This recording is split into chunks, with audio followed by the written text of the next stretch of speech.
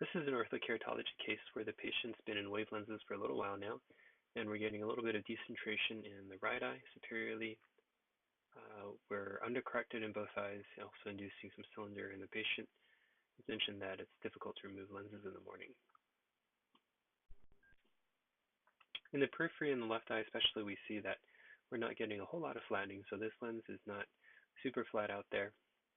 Perhaps it's just the very edge of the lens that's sealing off on the cornea and making lenses difficult to remove.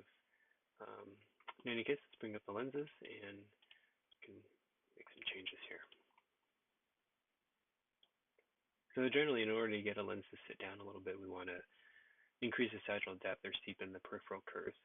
And in this case, I also noticed that if we spin around the clock here, we get some variability in the power of the lens. With a freeform lens, we expect the base curve of the lens to be pretty uniform, but it will be independently laid in the periphery of the lens. So we're getting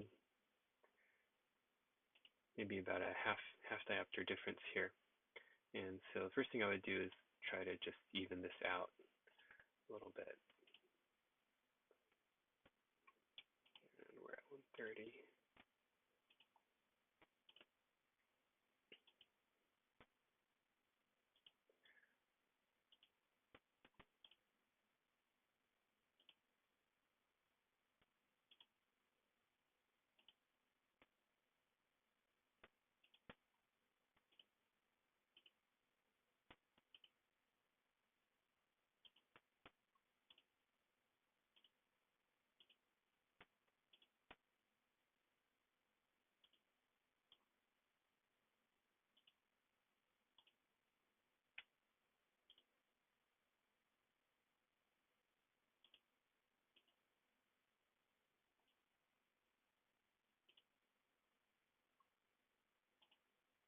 So now overall, this lens is a little bit flatter than the original lens. In 100% mode, I might add maybe a little bit more power just because we were slightly undercorrected.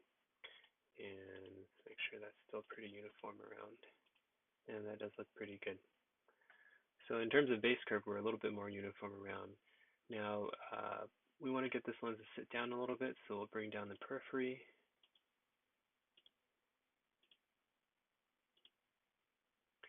And perhaps to prevent the lens from sealing off, we've got pretty good edge thickness already. It's not very thin. So this edge profile is not conducive to sealing off, and so I would just leave it as it is. I don't think we need to go any thicker than that. What we can do is bring up just the edge of the lens a little bit. So this will enhance applanation of the lens against the cornea right at the back surface of the treatment curve or the reverse curve, and then maybe gives it a little bit more edge lift and make it a little bit easier for this lens to come off in the morning. Last thing I'm going to do is steepen the lens a little bit even more in the vertical meridian only. So in 50% mode, let's aim for another 7 or 8 microns of change here. So 2090.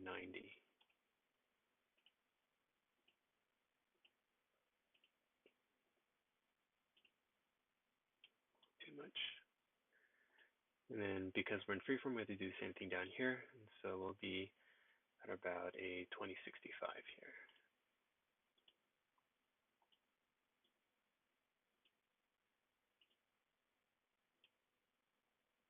All right.